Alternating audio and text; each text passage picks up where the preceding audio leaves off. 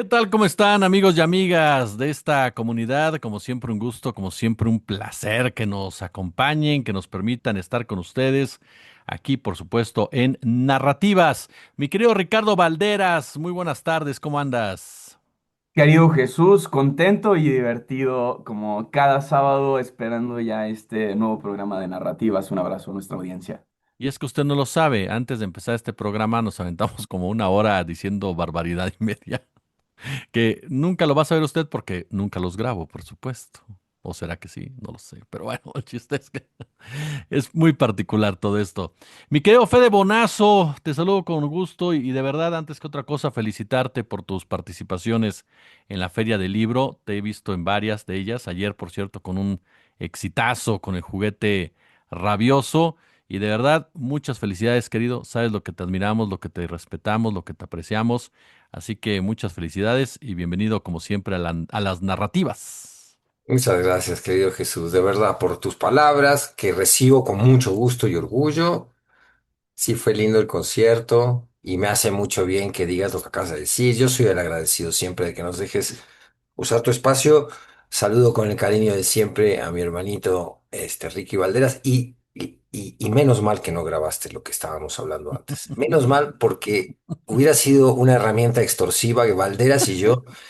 Un capítulo de bloopers y después sacamos un podcast. No, es que, ándale. Te- nos hubieras, o sea, podido extorsionar el resto de nuestras vidas. Yo sí que pagaba cualquier cosa porque no publicaras las bestialidades que hemos dicho antes de entrar al aire. Luego nos decimos más bestialidades al aire, pero bueno. Eso es verdad. Oiga, pues antes que nada, gracias por estar con nosotros aquí en este espacio. Y esta semana nos toca hablar de la derecha. ¿Tiene futuro la derecha en México tal y como la conocemos? ¿En dónde se encuentra hoy el Partido Acción Nacional? Anuncia su renovación, anuncia que ya está de regreso con pues un escudo, un logotipo nuevo, dicen ellos, pero con los mismos personajes, con Jorge Romero al frente, por ejemplo, con Marco Cortés, que por cierto estoy traumado, que Marco Cortés es más joven que yo, qué bárbaro. Marco Cortés, el caso de Ricardo Anaya, Lili, es decir, con los mismos de siempre. Y por ahí comenzaría, mi querido Ricardo, tú que te tocó ahora proponer el tema esta semana, eh, ¿en qué momento está la derecha en este país? Y sobre todo, a ver, porque hay que contextualizarlo. Si tú de repente volteas hacia el sur, la derecha tiene éxitos importantes con todo y todo. Estamos viendo incluso en un lugar como Colombia, cómo la derecha empieza a cerrar la contienda. Todavía falta definir al candidato, por supuesto, de la izquierda. Veremos si van juntos, si van separados. Pero la derecha comienza a posicionarse ya también en Colombia. El caso de Brasil no la tiene fácil Lula, o sea, va arriba en las encuestas, pero la derecha también anda por ahí metida. Sí, fue derrotada en Uruguay, pero ganó Bolivia. En Perú, a pesar de lo que se diga, la derecha pone y quita presidentes como le da su regalada gana. Argentina, Ecuador está más que Argentina, Ecuador, Perú, perdón, Argentina, Paraguay y Ecuador están en esa posición. Chile es disque de izquierda, pero se comporta más de derecha. Entonces, ¿en dónde está la derecha mexicana? Porque si volteamos al norte, es la derecha la que gobierna. Entonces, en ese contexto, ¿en dónde se encuentra? Bueno, creo que hay diferentes rumbos del mismo análisis, pero particularmente creo que hay algo que es indiscutible y es que el mejor escenario para la derecha ahora mismo, indiscutiblemente, no es buscar la presidencia, sino el fortalecimiento de las estructuras, dado el contexto actual de dominio, porque aunque tengan estos aciertos, como bien los mencionas, la realidad es que los partidos políticos que se asumen de izquierda están teniendo una alta relevancia, no solo a nivel local, sino a nivel global. Tenemos la llegada de la nueva llegada de Lula, tenemos también la confronta que se está haciendo desde el sur global porque está ocurriendo a favor del presidente de Venezuela. Y en el caso mexicano, justo debido a los últimos resultados y al cómo se han desarrollado las cosas, desde mi perspectiva, la necesidad ahora más inmediata que tienen los partidos de derecha o de centro derecha es justo la del reajuste, principalmente la de construir un proyecto en común que no lo tienen. la renovación de liderazgos que es indispensable, porque comentabas esto que a mí también me parece curioso, además de lo horrible del logo del PAN, perdón, pero es una apreciación personal y yo sé que estas cosas hay que dejarlas muy claros, ¿no? Pero me parece horrible, me parece plano, llano, en un mundo en donde las imágenes tienen que apelar a otros contextos, se regresan al diseño plano, ¿no? A que no comunica más que el movimiento circular. De hecho, estas imágenes que tienen alrededor, que no completan y que hacen, digamos, el símil de una rueda, pues en realidad también se puede interpretar como que es más de lo mismo, ¿no?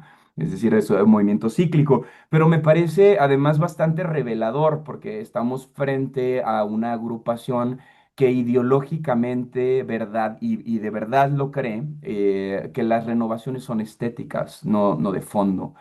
Y esto nos dice más del propio partido que está tratando de relanzarse que cualquier discurso de cualquier político, porque los discursos de los políticos muchas veces o casi nunca están sujetos a una verificación. Entonces, ¿qué sí podemos tomar en cuenta? Bueno, las acciones. Podemos analizar cómo se encuentra tanto la estrategia discursiva, en qué temáticas está enfocado. Por ejemplo, hay un acuerdo generalizado desde la derecha de que México entre en un proceso muy similar al de Venezuela. Y parece que la derecha cree que en realidad eso es suficiente, es decir, las condecoraciones internacionales a costa de la subordinación de la nación. Y esto únicamente para mí, por lo menos, es un reflejo de un partido político que no conoce a su votante. No conozco a un solo mexicano que no se sienta orgulloso de ser mexicano. Y si siguen apelando al intervencionismo extranjero, a la superioridad desde cualquier ámbito del análisis social del norte global sobre el nosotros, en realidad se trata claramente de un partido que no conoce a su nación, que no conoce a sus votantes, que tiene cero contacto con la identidad natural. Recordemos aquella imagen tan épica del trabajador en el transporte público, que esta es la que mueve a México, ¿no? Es decir, de eso está construido México y a las pruebas me remito, que a quien me presente a alguien de Oaxaca que no se siente orgulloso de ser Oaxaca, pues que venga y nos lo deje en los comentarios, ¿no? Es decir, México es un país sólido, fuerte, orgulloso, principalmente orgulloso y patriota. Esto es una cosa que la derecha no está considerando en su análisis. Ellos están apelando al preciosismo al que apela, por ejemplo, Movimiento Ciudadano con sus candidatos hiperblancos, aunque no son blancos en la vida real, todos pasan por el mismo filtro de Instagram cuando hace las campañas Zeus en Covacha o Indatcom. Y esto se ve reflejado en la vida cotidiana y ahora tenemos patiños como Samuel García gobernando Nuevo León, ¿no? Diciendo que tiene los mejores números del país en términos de seguridad, cuando pues evidentemente deja mucho de desear, hablando que recuperó las presas de Nuevo León, cuando sabemos que se recuperó a un estado en el que ya hacía falta agua, ¿no? Es decir, problemas resueltos que en realidad no están resueltos, se regresaron a un par de años anteriores. Y bueno, disfrazar la realidad detrás de un filtro de blanquitud no resuelve un problema que evidentemente tenemos enfrente. Y si a esto le agregamos la capa de complejidad de lo que está ocurriendo a nivel global, pues lo único que yo pronostico en caso en el que en serio el Partido Acción Nacional o cualquier otra coalición de derecha o centro derecha se estén pensando para las próximas elecciones, pues es que evidentemente van a volver a perder. México, gracias, mi querido Ricky. México, un oasis, Fede, un proceso distinto, eh, porque insisto en lo que le preguntaba a Ricky, y va por ahí la misma pregunta para conocer tu opinión. ¿En dónde se encuentra esta derecha mexicana? Eh, ¿Empieza a recibir apoyo del extranjero? ¿Dónde lo ubicamos en todo este entorno? Podríamos decir que sí, que México es bastante un oasis en cuanto a la correlación de fuerzas entre derechas e izquierdas, que tenemos que comentar si ustedes están de acuerdo, partir de la base de que hay diferentes derechas y diferentes izquierdas. En general las podemos agrupar en bloques donde ambas identidades podamos definirlas pues en cuatro o cinco categorías, ¿no? La derecha piensa más en la economía de mercado, piensa más en el individualismo, piensa más en el interés privado que público. La izquierda intenta recuperar la idea de bien público, de justicia social, de redistribución de la riqueza. En términos generales lo podemos poner así. Por supuesto, hay muchísimas otras categorías que definen uno y otro bando. Y ya abro el primer paréntesis de la tarde.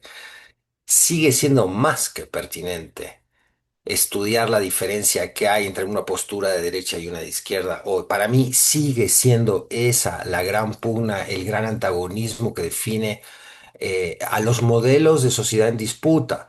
Hay ahora muchísima eh, tendencia a pensar el mundo en la dicotomía autoritarismo contra democracia.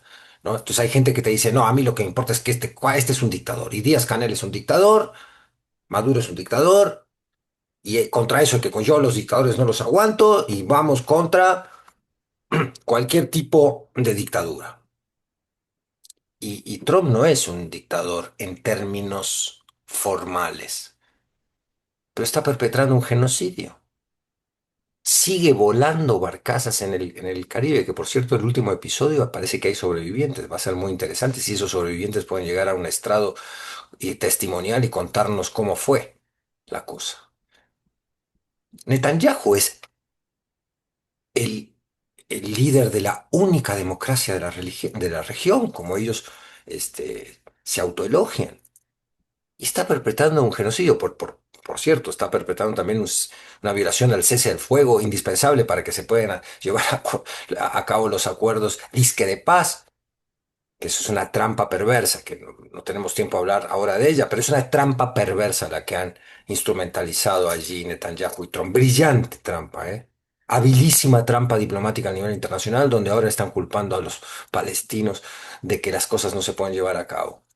Es decir, fue un teatro para poder seguir perpetrando el genocidio. Y son democracias.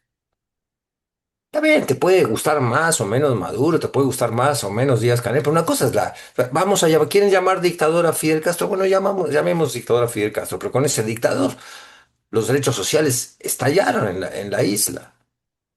A pesar de bloqueos, amenazas, sabotaje, terrorismo en su contra, como el que se perpetraba desde los Estados Unidos volando aviones de Cubana de Aviación. No hay que olvidar la agresión brutal a la que ha sido sometido ese experimento socialista porque no soportan la alternativa de modelo de mundo estos tipos. Entonces, ¿por qué abrí tan amplio paréntesis? Porque creo que ahí está la discusión para que podamos definir qué es derecha y qué es izquierda.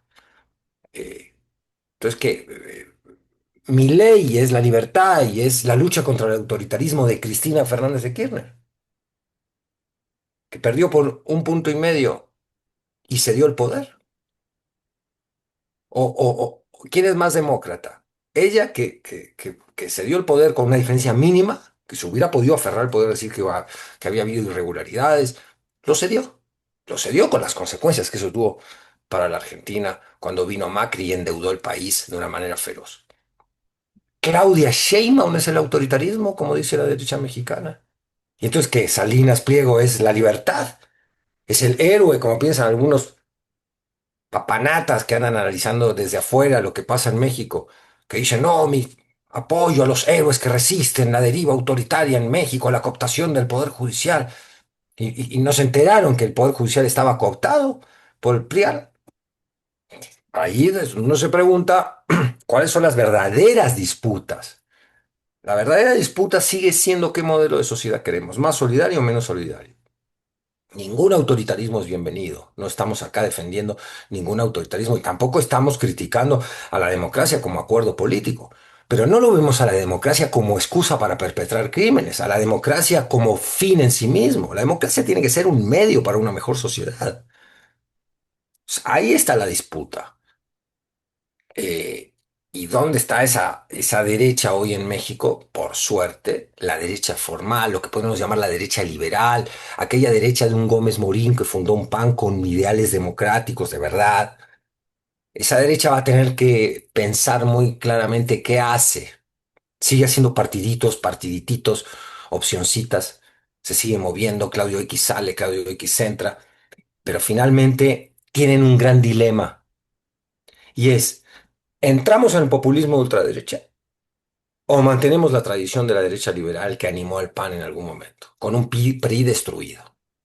Un PRI que en sus últimas épocas y décadas de gobierno había sido tecnocrático neoliberal. Ese PRI hoy no pesa electoralmente, por eso el PAN se desprende de él en este momento. Acabo esta primera intervención diciendo, el gran peligro para México no es la derecha del PAN, es la derecha que está en Morena. Ese punto es muy, muy interesante también, querido Fede, ¿no? Esta presencia de personajes que a través de toda su trayectoria se han manifestado con ese tipo de ideología, con ese tipo de conceptos y que ha pasado en otros países, que Ricardo, lo vimos en Ecuador, por ejemplo, es el más famoso tal vez por las consecuencias que hubo con la traición a Rafael Correa, lo que pasó con Pedro Castillo y Dina Boluarte, ¿no? En un momento dado que ella llega como vicepresidenta con Pedro Castillo, el mismo caso de Luis Ignacio Lula da Silva con la traición en el Congreso por parte de personajes que supuestamente están en el Partido de los Trabajadores y terminan operando el impeachment en contra suya. Y lo mismo pasó con la propia Dilma Rousseff, ¿no? Entonces, ¿qué tanto se corre ese riesgo en México que ante una derecha partidista deplorable, perdón que lo diga así, que lo califique, pero que se encuentra en un nivel como la del PAN, ¿no? El problema en realidad se te haya filtrado de una forma u otra y puedan atentar incluso contra lo que tú mismo estás representando y contra lo que tú mismo estás buscando. Yo considero que creo que la respuesta la dio Bonazo y Ok, se ve mano, vamos con reflejada. otra pregunta entonces. No, déjalo hablar, joder. Se ve reflejado justo porque no es la primera vez que yo escucho a alguien de una izquierda además activa y radical usar como referencia a Morín. Es decir, creo que el principal riesgo, y coincido, es que aparezca un movimiento que sea muy similar a Morena, pero desde la derecha como lo era Morín, a quien se le puede criticar, por ejemplo, el regreso de la Iglesia Católica al poder del Estado, el tener prácticas moralinas, ¿no? Como una estructura base para la norma social, lo cual pues es básicamente dictatorial. Si tú no te comportas como tal, pues hay sanciones. El elitismo panista que siempre ha existido y que caracterizó también a la gestión de Morín. Es decir, el cómo desde la izquierda y desde la derecha se pueden converger algunas condiciones y bueno, no es casualidad que tanto el Capital como el Manifiesto Comunista lo haya escrito la misma persona, es decir, son dos polos que siempre estarán, digamos, en algún punto convergentes en términos de su relación con la sociedad, no en sus términos de principios éticos. Esto es bien indispensable decirlo, porque se dice mucho, ¿no? Los polos opuestos se atraen, se cruzan, pero no se cruzan en términos de que sean amigos, se cruzan en términos de condiciones políticas, se cruzan en términos de que puede haber un símil de estructura política partidista, no con los fines regulares, porque el humanismo que presentaba Morín no es el humanismo de Morena. No tiene los mismos principios ni fundamentalistas ni religiosos que los que tenía Morín.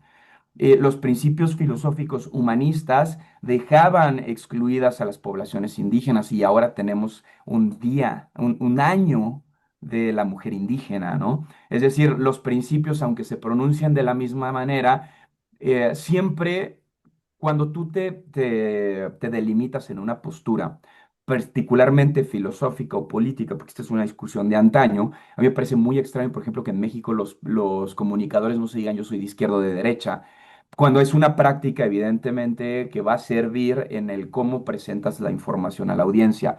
Bueno, esto mismo ocurre con los políticos. De hecho, el mayor riesgo ahorita que tiene Morena es que aparezca un candidato cercano con la ciudadanía que apele a los derechos humanos, pero a los de ahorita, no a los de hace 120 años como quiere el PAN, ¿no?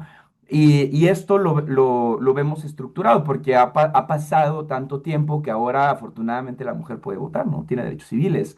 Las personas trans tienen derecho a la reasignación sexogenérica. Las personas LGBT nos podemos casar.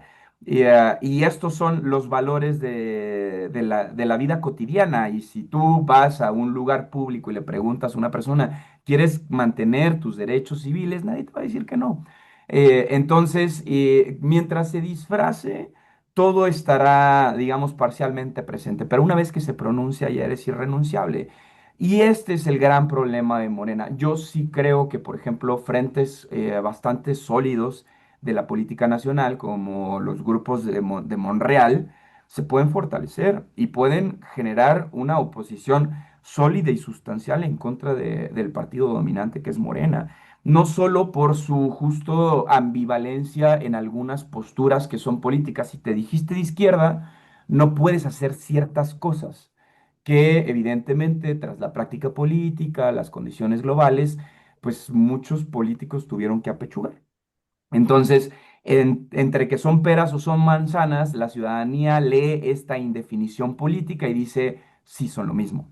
Entonces, sí, evidentemente el primer riesgo que tiene la izquierda es que la derecha entienda por fin, no está pasando, eso sí yo no lo veo, no creo que la derecha esté consciente de que el mundo cambió y que no necesitamos millonarios, que no necesitamos élites, que no necesitamos un Estado opresor. Ellos quieren mantener ese status quo porque les conviene financieramente hablando, pero en el momento en el que la práctica política sea aún tenemos que conseguir ganar a como dé lugar, se van a presentar justamente como los libertadores, se van a presentar como los demócratas, no van a llegar diciendo nosotros somos la extrema derecha y tenemos 100 contratos con la Iglesia Católica, como ya lo demostró el PAN.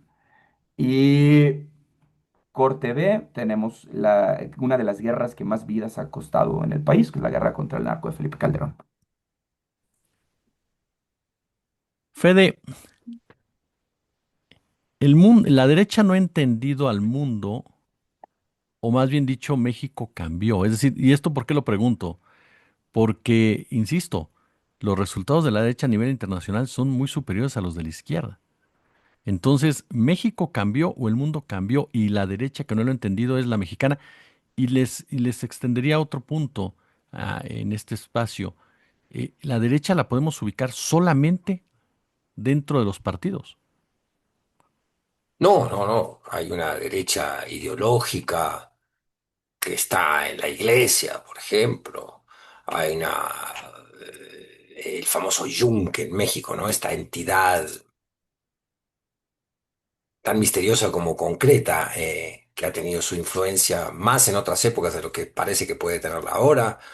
Estas asociaciones, de padres, de familia, en respeto a los valores tradicionales que son la reacción a lo nuevo, al cambio. Las sociedades cambian, evolucionan, se desprenden de sus prejuicios, ¿no? Que eso sería algo fabuloso del pensamiento progresista, es decir, desprendernos de ciertas tradiciones que están fundamentadas en prejuicios, en violencias asumidas y naturalizadas, en ideas de supremacismo. Es decir, en cuanto más avanzan ciertas ideas de justicia y sobre todo una idea que le molesta mucho a la derecha ideológica, que es que todos somos iguales ante la ley o deberíamos ser iguales ante la ley, deberíamos ser iguales como ciudadanos, no debería haber ciudadanos de primera y de segunda, cómo ejerce el voto un ciudadano de segunda, condicionado, manipulado, muchas veces extorsionado tanto por el poder manipulador mediático del miedo, peligro para México, no votes a López Obrador o vota a Cedillo si quieres evitar la guerra. Yo me acuerdo cuánta gente, incluso de pensamiento progresista, no terminó votando a Cedillo por miedo a la guerra. ¿A qué guerra? Pues la guerra que estaban sufriendo los indígenas chiapanecos era una realidad y con Cedillo iba a empeorar. Bueno, pues votaron a Cedillo. Entonces, decir, hay toda esa manipulación. eh, Yo divido, sí, intentando evitar el maniqueísmos a la humanidad en dos grandes psicologías, dos grandes grupos psicológicos casi antagónicos, ¿no? La gente que tiene más empatía. ¿Qué es la empatía? La empatía es la capacidad de ponerse en el lugar del otro, de sufrir a través del dolor ajeno, de decir, bueno, esto está mal, que se le haga esto a esta persona, celebrar cuando a un amigo le va bien, es decir, tener la capacidad de ponerse en el otro, ¿no? Y el egoísmo como contraparte es decir, me vale lo que le pase al otro, yo voy por mis intereses primero, y luego los de mi grupo más cercano y luego que se amuele el mundo, ¿no? La ley de la selva, que es la que propone la derecha, de gente como Trump, como Milley, como Bolsonaro, una suerte de regreso a la ley de la selva, que en realidad lo discuto porque los cazadores recolectores que vivían en aquellas selvas prehistóricas en realidad tenían un sentido. Permítaseme idealizar al cazador-recolector. Le pido permiso a la audiencia de narrativas de que me permitan idealizar a esas tribus originarias antes de que la agricultura generara estos procesos de acumulación y con eso, con ellos las castas, ¿no? La casta que acumula poder, riqueza y que mantiene ese estatus a través de represión a las grandes mayorías marginadas. eh, Condenadas con tributos y condenadas culturalmente y con narrativas muy bien construidas, a ser menos, ¿no? A ser menos ciudadanos, a ser menos participantes, a ser el esclavo ante el señor feudal, o a ser el súbdito ante el rey despótico, o a ser el obrero ante el burgués, ¿no? Todo lo que ha sido el desarrollo social a partir de la agricultura hasta nuestros días ha generado esta división de élites poderosas, intentando contener las reivindicaciones de las grandes mayorías dominadas, ¿no? Eh, entonces el cazador-recolector, yo quiero pensar que eran estos grupos, pues esto han dicho los antropólogos, ¿no? Estos grupos de pocas personas, estas tribus de 120, a lo sumo 200 personas, que tenían un respeto por los ancianos, por este consejo de ancianos al que escuchaban con sabiduría. No es esta cultura de hoy donde los ancianos son descartados porque quedan fuera rápidamente de los procesos productivos, ¿no? Las empresas dicen, usted tiene 60 años para afuera, y si le va bien lo indemnizamos, y si no, lo precarizamos. A donde había otro contacto con la naturaleza, ¿no? En aquellos cazadores recolectores, una recuperación de un sentido ecológico casi instintivo que había mantenido muchísimo tiempo de relación noble con la naturaleza, en fin, todo eso que se acabó con el desarrollismo, la colonización de América, en fin, todos los procesos del hombre blanco extractivista, devastador del medio ambiente, en fin.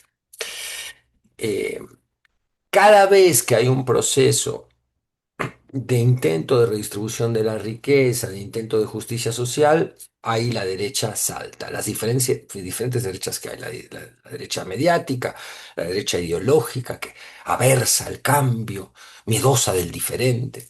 Entonces vuelvo a esto de las dos psicologías. Yo creo que hay gente que es solidaria por naturaleza. Ahí está la Global Smooth Flotilla, ¿no? Todos estos navegantes que se fueron por el Mediterráneo sabiendo que los esperaba una policía y un ejército que estaban perpetrando un genocidio y que se jugaron la vida para darle una prueba más al mundo, como si eso todavía fuera necesario, de que estamos enfrentando la prepotencia militar genocida de Israel y su socio Estados Unidos. Ahí está esa gente que dijo, yo no puedo permanecer sin hacer nada ante este crimen. Y ahí están todas las personas solidarias que también dentro de México, dentro de cada uno de los países, pelean por la justicia, pelean los que defienden la tierra, los defensores del territorio, del medio ambiente, del agua, las comunidades que no se dejan, ¿no? Y ahí está otra izquierda muy interesante, ¿no? Que es una izquierda que ha reconocido que ciertas izquierdas realmente existentes, institucionales, no han desafiado lo suficiente este modelo de mundo que ya no puede seguir adelante, que el crecimiento, tal como se plantea en el modelo capitalista, implica la debacle ecológica, ¿no? Y son izquierdas muy interesantes también. Entonces, eh, así lo veo como dos maneras de pensar, de sentir, ¿no? Y hay gente que realmente es de derecha por instinto, ¿no? De ahí surge una paradoja muy padre que yo siempre menciono, citando a Fidel Castro, Ah, pensé que la de que los osos, pero no. no apretes ese botón, porque tú sabes que es una anécdota que me parece maravillosa, pero no. No, la de Fidel, recupera, recupera. Vamos con la de Fidel, vamos con la de Fidel. Fidel decía algo padrísimo que era, ¿tú te has dado cuenta? que hay gente derecha que son muy buenas personas. ¿Qué significa esa frase irónica? Que los que le han negado ironía y humor a Fidel es que no lo conocieron o que no supieron interpretar la finura de su ironía, ¿no? Esto quiere decir que hay gente que viene de una matriz cultural identitaria de derecha, pero que pertenece a la psicología que yo hablo, de la solidaridad, de la empatía, del comprender que para que nos vaya bien a todos también les tiene que ir bien a los que están marginados y humillados. Eso es lo que se llama el humanismo mexicano, o debería ser, por el bien de todos, primero los pobres. Claro, tenemos que seguirle dando vueltas a esa frase y ese dogma, ¿no? De empezar a decir, bueno, por el bien de todos, que no haya pobres, ¿no? ¿Cómo construimos una sociedad donde no haya pobres, donde haya ciudadanos, ¿no? Donde no haya un sector de la sociedad al cual tengamos que seguir asistiendo a través eh, de apoyos que a veces son caritativos, ¿no? Que construir una sociedad donde realmente el rico se le acote su apetencia incansable de privilegios y de riqueza. Es decir, a ver, vamos a redistribuir por una sociedad donde no haya pobres, diría yo, ¿no? Entonces, hay gente que viene de una matriz así y también hay gente que viene de una matriz de izquierda, que dice, no, yo, mis papás me pusieron Lenin y mi segundo nombre es Marx y soy súper de izquierda. Y cuando viene el mesero lo humilla al mesero y no le da propina y lo trata con desprecio de clase. Dices, tú de izquierda tienes lo que yo de bailarina del Bolshoi. Y es más, siempre digo que yo soy mejor bailarina de Bolshoi que algunos tipos que se creen de izquierda y son realmente reaccionarios. Entonces, una cosa es la matriz cultural identitaria con la que viene tu familia, que tú heredas, las banderas que dices defender, y otra es cómo eres por dentro. Y yo sí creo que hay una psicología de izquierda y de derecha. Aquí lo dejo para no redundar. El tema, comenzaste esta charla, Ricardo, con el tema del logo del PAN. ¿Qué tan importante, este programa se llama Narrativas, pero qué tanta diferencia hay entre la narrativa de la derecha partidista, sobre todo qué tan efectista o eficiente es con la narrativa de el empresariado e incluso de las derechas en otras partes, porque en Argentina tenemos una derecha exitosa narrativamente con Laje, en España la tenemos con Abascal, en Estados Unidos con Bannon, es decir, nos topamos con ideólogos que podemos pensar totalmente diferente a ellos, pero que han sido exitosos en la penetración en ciertos sectores. Y aquí en México parecería que lo mejor que tienen es presentar un logo, punto, ¿no? Y de esa forma, pues tratamos de llegar a los sectores. Sí, bueno, me parece primero que podemos dividir justo entre los ejes centrales de las temáticas, porque me parece además fundamental este brevario que hizo Federico antes, ¿no? Así como las izquierdas tienen sus amalgamas, también la derecha, podemos hablar de los conservadores morales, con eje central en la familia y en la religión, el liberal capitalista, con eje central en el mercado, los nacionalistas, con eje central en nación y soberanía o los tecnócratas empresariales entre la eficiencia o quienes varían entre la eficiencia y la modernización, un poco parecido a lo que implementaba Carlos Salinas de Gortari. La presentación del logo me parece que más que estar encuadrado en el margen identitario de la derecha empresarial mexicana, está asemejándose al orden global de las cosas. Es decir, más para mí es un mensaje hacia Estados Unidos, quien ahora está mandando comunicados. Que por cierto, en esa cosa sí difiere un poco con Fede, ¿no? Yo sí llamaría concreta y concienzudamente como un dictador a Donald Trump. Yo sí lo haría. Pero entiendo como los matices, ¿no? Y que cada quien, digamos, tiene como su versión dependiendo a quién leas para el dictador. Pero particularmente esto de gobernar a través del decreto, la desaparición de los derechos civiles de las personas en situación de movilidad humana, el autoritarismo militar que está ofreciendo y la defensa del status quo, me parece que lo convierten claramente en un dictador. Sí, sí, y yo estoy de acuerdo, ¿eh? Yo decía que Ah, eso es lo que ok. sostenían los que Ujú. proponen la dicotomía autoritarismo-democracia, que sin darse cuenta que Ya, puedes estar vestido de demócrata y ser un dictador. No estamos de acuerdo, Rick. justo, justo. Y entonces yo entendí mal. Más bien, yo sí lo depositaría ahí porque me parece justo importante. lean los mensajes que ha estado mandando al personal de ICE, porque estamos hablando de todos los derechos que están perdiendo las poblaciones norteamericanas a quienes se les manda un abrazo solidario. Insisto, yo viví allá, tengo mucho cariño con el pueblo norteamericano y me parece muy lamentable lo que está pasando. Y creo que también puede haber, aunque sea unos minutos de pensar en, imagínense los agentes de ICE que tienen que deportar a sus familias. Imagínense ser una persona que habita las negritudes y tener que ser racista. O sea, lo que está pasando va a reventar la psique de la población norteamericana en niveles que no estamos dimensionando. Y a partir de ahí, en esos mensajes que se le está mandando desde Casa Blanca a los integrantes y las integrantes tanto de ICE como del FBI y todo el aparato securitario, de se está prohibiendo incluso, digamos, dimensionalidades corpóreas. Ya, voy a decirlo con todas las palabras y probablemente me funen por esto, pero no sé cómo más decirlo. Donald Trump está pidiendo que no haya gente gorda en sus filas de seguridad. Esto es grave. Esto es el inicio de una patente ideológica y estética como lo hizo el nazismo. Y creo que en la estructura rígida de la figura que presenta, y venga, yo vengo de albiazul, pero hay otras maneras más elegantes de portar el azul y el blanco, ¿no? Eh, bueno, tú eres el caballero de la noche, ya sabemos.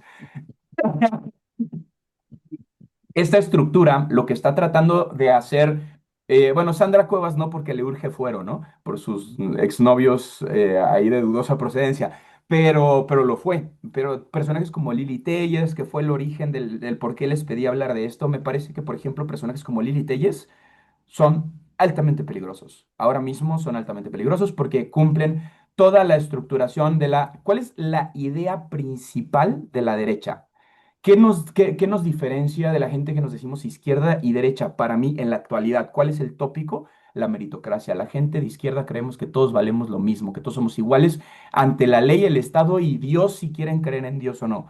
La derecha no, la derecha es meritócrata. La derecha sí cree que hay gente que trabajó más para tener más. Sí hay gente, sí, la derecha sí cree en la raza superior, el suprahomo. Ya tenemos tanto tiempo hablando y a mí me parece muy complejo que no lo tengamos en lo inmediato, que no entendamos que este rol limitado y crítico, además esencialista y anticientífico, porque está basado en el darwinismo social, un hecho biológico, un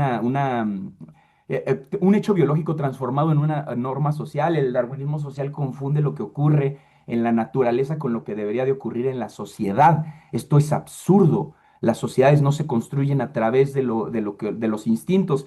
Y aquí voy a hacer el segundo paréntesis de la tarde, agregando a Bonazo, porque hay una cosa muy bella y muy poética y yo quiero referirme a la poesía. Lo bello nos salvará. Y justo hablando esto entre la empatía, alguna vez leí, y no me voy a robar la frase, no es mía, se lo digo a la audiencia, pero una versión muy poética de verlo. Digamos, la telepatía, que es esta habilidad de interpretar las mentes de las otras personas, es decir, las palabras que existen en el aparato del pensamiento de las personas que tenemos enfrente, forma parte de la literatura retórica, es decir, de lo intangible, de una figura no palpable.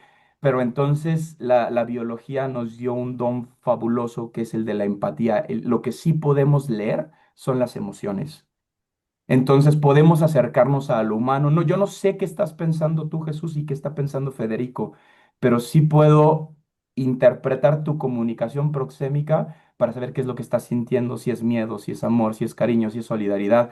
Y entonces tenemos justo estos dos dimensiones, lo figurativo y lo literal, o lo retórico y lo literal, que nos ayudan a entender justo los mensajes y cuál es el mensaje de una persona de derecha en este momento. La rigidez, la estructura, van a regresar los cuerpos musculosos como una hegemonía, la heterosexualidad como norma, el capitalismo central familiar como una práctica cotidiana, y estos son los valores que van a defender siempre abrazados de la meritocracia, generando una confusión social entre el deber y el ser, la justificación ideológica de la desigualdad, querido.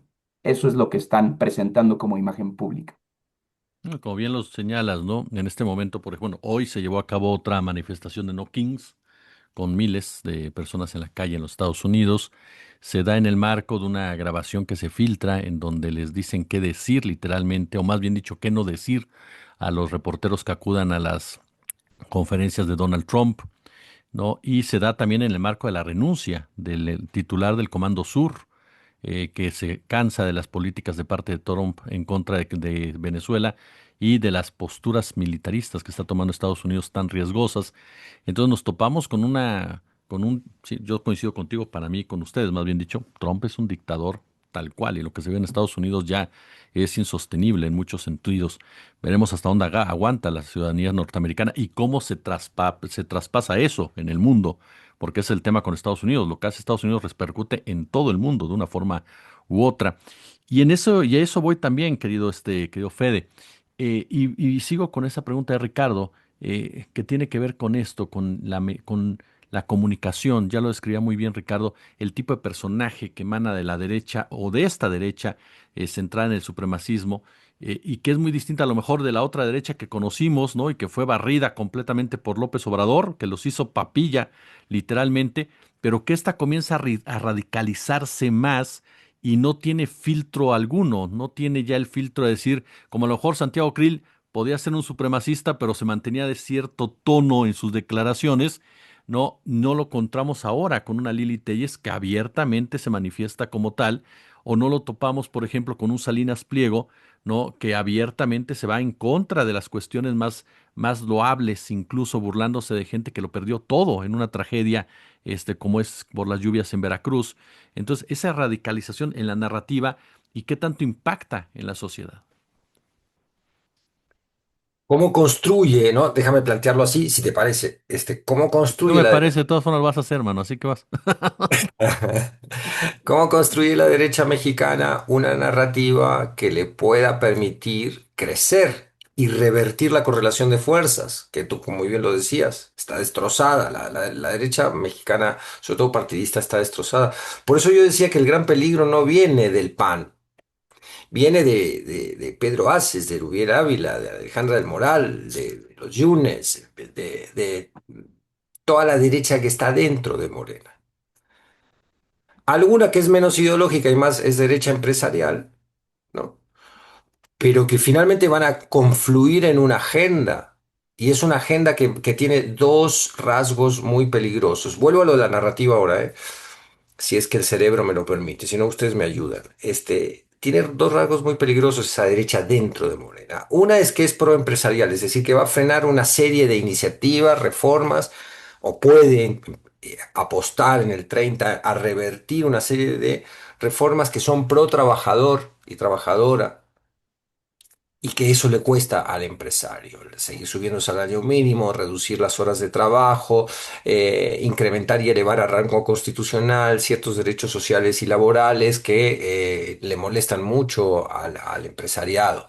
Otra cosa también va a ser si se hace más disimulada o más abiertamente una reforma fiscal progresiva, es decir, donde es el que más gana, la persona física que más gana y la persona moral que más gana tengan que contribuir en grado proporcional a su ingreso. Todo ese tipo de peleas, el acotar la renta extractivista de las grandes corporaciones extranjeras, el desafiar las apetencias de las grandes corporaciones foráneas, sobre todo de los Estados Unidos, todo ese tipo de batallas van a ir costando con el tiempo, ¿no? Y se pueden ir dando, o sea, van a ir costando si quiere instalar un verdadero proyecto de izquierda y se pueden ir dando sutilmente o a veces no tan sutilmente si el proyecto de izquierda llamado Morena es colonizado finalmente en sus cúpulas por estos intereses privados. Esa es una vertiente de peligro. La otra vertiente de peligro es el punitivismo de derecha. Es decir, cuando tú ves la reforma del Poder Judicial sumada a la reforma de ley de amparo, sumada a la iniciativa de la prisión preventiva oficiosa, sumada al incremento en las penas, sumada al enfocar la acción en materia de seguridad, aumentando el castigo, no fortaleciendo la defensoría pública, permitiendo que los ricos de siempre puedan encontrar los subterfugios de siempre, pero perjudicando a la gente de menos recursos que a la hora de tener que enfrentarse a un litigio, a un problema de la justicia, no va a tener las herramientas económicas para poder salir adelante, es decir, contratar a los mejores abogados, o en el caso de lo que sigue ocurriendo en nuestro sistema de fiscalías, corromper al Ministerio Público para que, o poner una lana para no ir preso, por ejemplo. Entonces, todo este tipo de punitivismo muy represivo, que sigue legislando Morena pensando que va a gobernar para siempre. Yo no quiero ni pensar lo que puede ser quedarnos sin el amparo o con el amparo muy debilitado, con un gobierno, supóngase, de Salinas Pliego. Que eso lo vemos tan lejano que nos burlamos y decimos no va a pasar. Así pensaban en Brasil, así pensaban antes de Bolsonaro, así pensaban en Argentina cuando Cristina Fernández tenía el apoyo popular que tiene hoy Claudia Sheinbaum. Pero hoy Cristina está presa. Nunca hay que desestimar el poder de la derecha. Ahora, vamos a lo narrativo, algo que decimos siempre, ¿cómo se reinstala narrativamente la derecha en México? Y tiene un problema muy grave, que aquí la gran mayoría de la población es mestiza o hay mucha población indígena. Entonces tú no puedes instalar el supremacismo racista que se instala en España, que se instala en Estados Unidos, que se instala incluso en la Argentina, que es una sociedad muy racista, o en la chilena.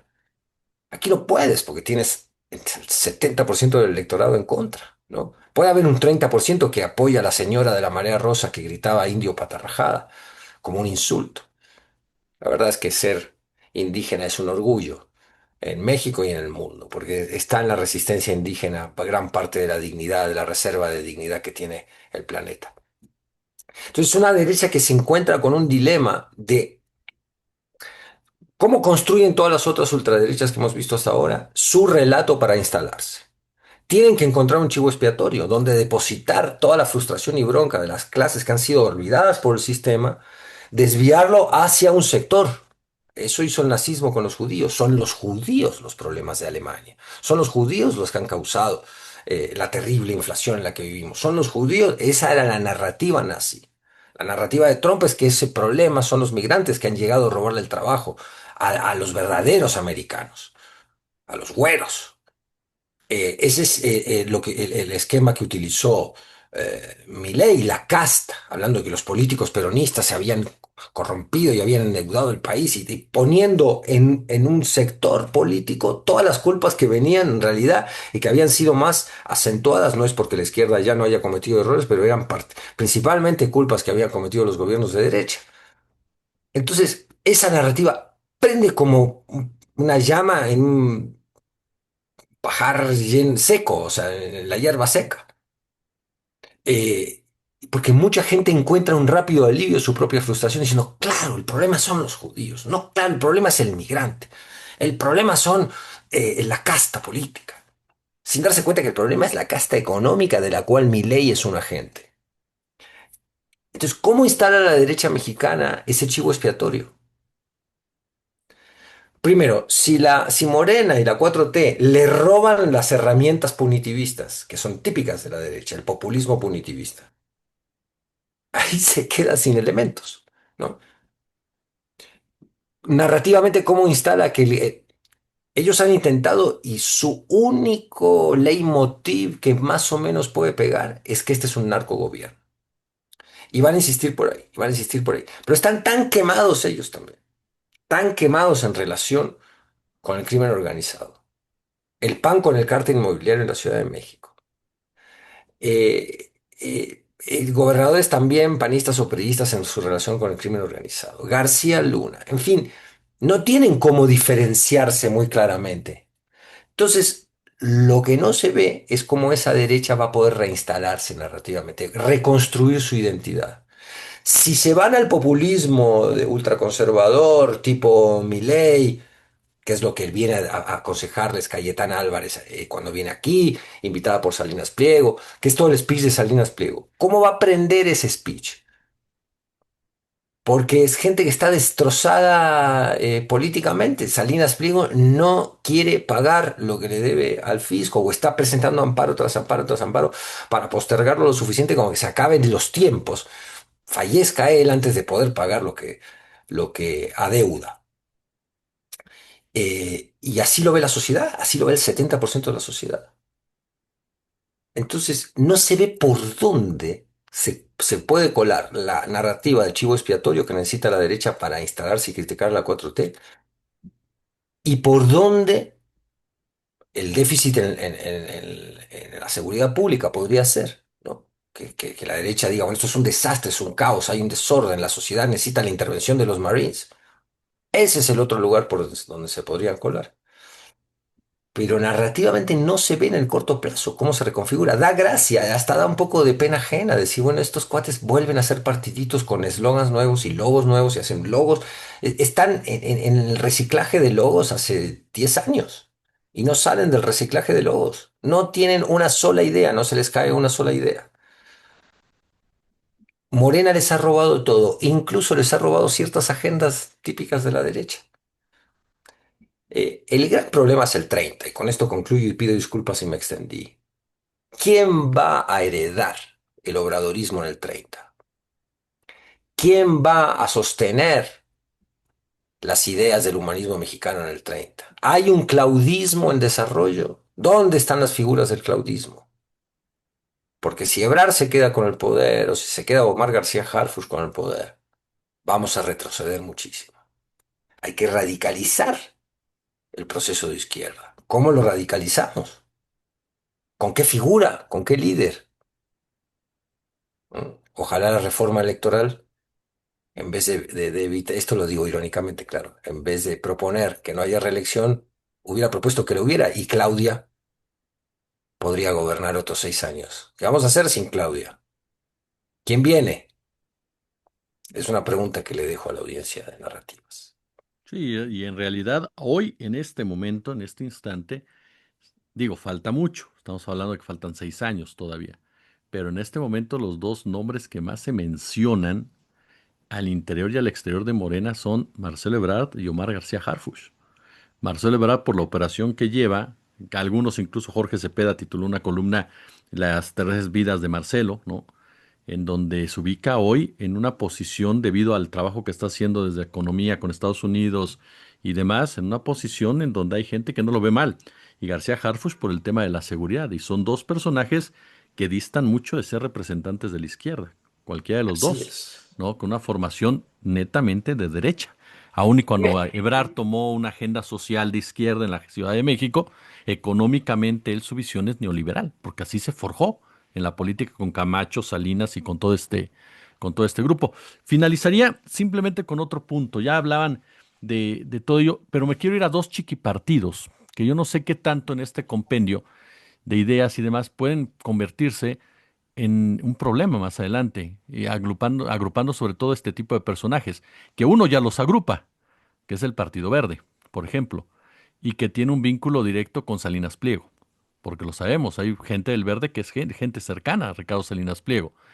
¿Y qué pasa? Y Ricardo lo decía al principio, con Movimiento Ciudadano, que comienzan a vincularlo ya con el Partido Acción Nacional y que Movimiento Ciudadano ha asumido ciertas causas, como al más puro estilo de Justin Trudeau o Emmanuel Macron, que es lo que definían como el neoliberalismo progresista, que te pinto la casa pero no te cambio las cañerías. Entonces, estos dos partidos, ¿cómo podrían jugar en el marco de una ultraderecha mayor que está buscando casa partidista, quedó Rick?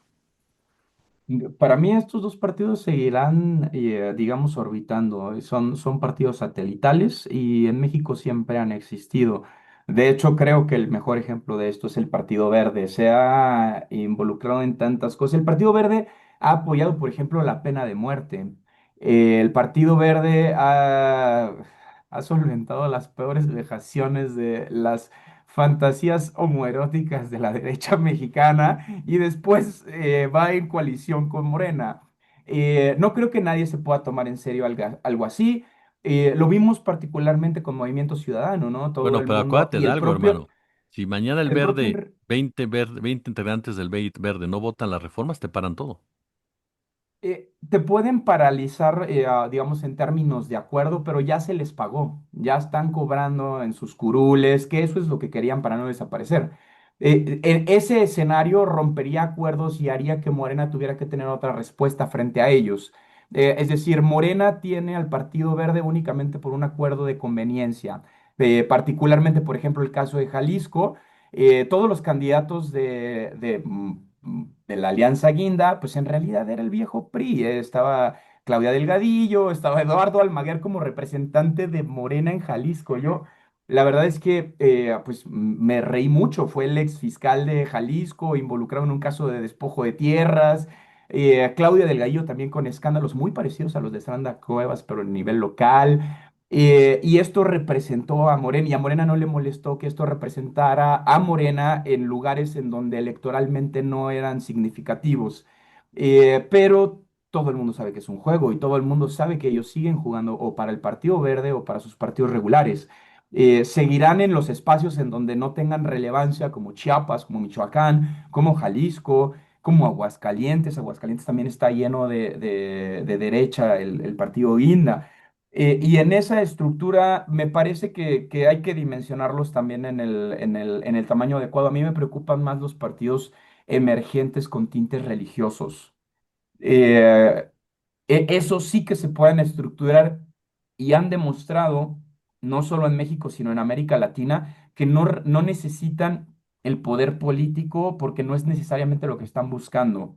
Están buscando el poder económico, el control de los sindicatos, el control de ciertos sectores de la vida cotidiana, justo para garantizar que la iglesia siga sin pagar impuestos, como este status quo que es de la derecha ultraconservadora y que al aparecer en partidos satélites sin ninguna identidad clara, pues pueden seguir ocupando estos espacios y fortaleciendo a la derecha, porque esos son bastiones de la derecha orbitando en el plano cartesiano político nacional. Entonces, es súper complejo. Y a mí me hiciste recordar, Federico, un capítulo de South Park en el que hay una invasión de alienígenas en California, y entonces el presidente de Estados Unidos manda a pedir directores de cine de Hollywood para que le den ideas para combatir a los alienígenas, y empieza a decir, no, eso es un flashback, no, eso es un flash forward, no una idea. Y así me parece el PAN renovando su logo. Es como eso no es una idea, amigo, eso es una figura. Es una figura quizá retórica, es un elemento narrativo, pero eso no llega a ser una idea, no le dan las canicas para ni siquiera ser una idea. Entonces, sí entiendo la risa de Federico respecto al cómo se consolida particularmente el PAN. Sin embargo, yo hago mucho énfasis porque el PAN en México está consolidado obligatoriamente de la mano del Consejo Empresarial, que también está con Claudia Sheinbaum. Es decir, estamos hablando de la misma cosa, amigo. Porque acuérdate que el Consejo Mexicano de Negocios y todas las expresiones regulares del gran capital en México previamente se llamaba la Asociación de Empresarios Católicos Mexicanos. De ahí se derivan todas las asociaciones empresariales mexicanas, y esta agrupación es la que apoyó a Morén justo a su exposición como candidato presidencial. Yo sí creo que el PAN se va a aliar con Morena, y ahí están las figuras sólidas de la derecha dentro de Morena que van a estar impulsando justo a través de las alianzas empresariales. Y por ejemplo tenemos a Juan Ramón de la Fuente, ¿no? Que es socio en una ONG con el ex cardenal de la Ciudad de México, que es socio en una ONG con Carlos Slim, con la gran cúpula capital, que no podemos decir que es de izquierda, y es nuestro representante del exterior.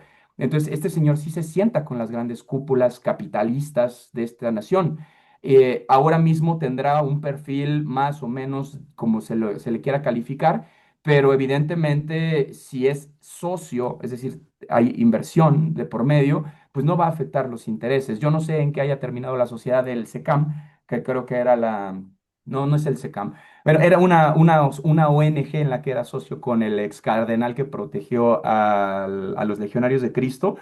Pero bueno, es muy difícil que un personaje de estos traicione los intereses capitales, y si hay otra fuerza política en este país es la fuerza empresarial. Y lo estamos viendo con Salinas Pliego. Eso es interesante plantearlo, ¿no? En muchos sentidos.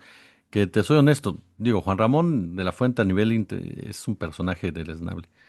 No lleva él la política exterior en realidad, recae en los dos personajes que mencionábamos, Ebrard y Omar García Harfuch, pero tiene esos vínculos Y eso me lleva a esta última pregunta, querido Fede, para ir cerrando, y que tiene que ver directamente, sí, con hay un partido que es el México Republicano, ¿no? Que está ahí, que tiene conceptos totalmente cercanos a lo que es Donald Trump y que está vinculado al empresariado directamente.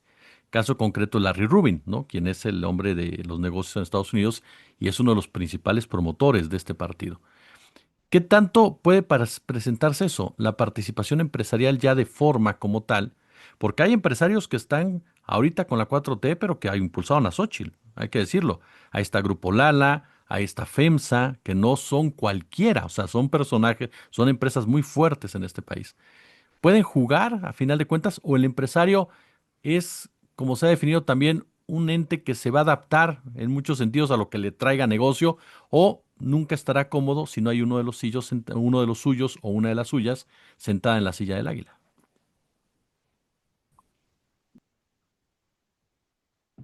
La pregunta es clave porque de ahí se desprende, de su respuesta se desprende el futuro del proyecto de izquierda al que llamamos 4T. Por ahora hay un empresariado que no ha sido demasiado afectado por la 4T. Es un empresariado que dice, bueno, si gobernara el PAN no me iría mucho mejor de lo que me está yendo ahora.